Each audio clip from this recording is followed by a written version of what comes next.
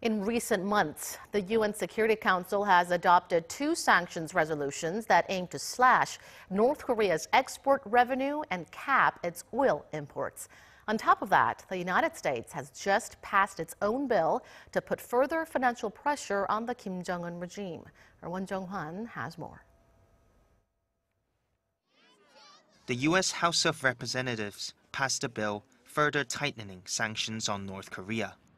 The Otto Warmbier North Korea Nuclear Sanctions Act, which was passed in a 415-2 vote on Tuesday, aims to cut off North Korea's links to the global financial system and to tighten sanctions on the regime.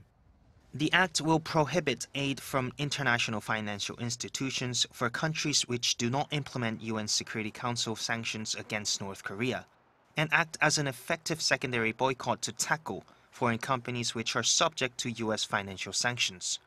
It will also punish foreign banks that deal with North Korean laborers, more than 50,000 of whom have been sent abroad to amass hard currency for Pyongyang.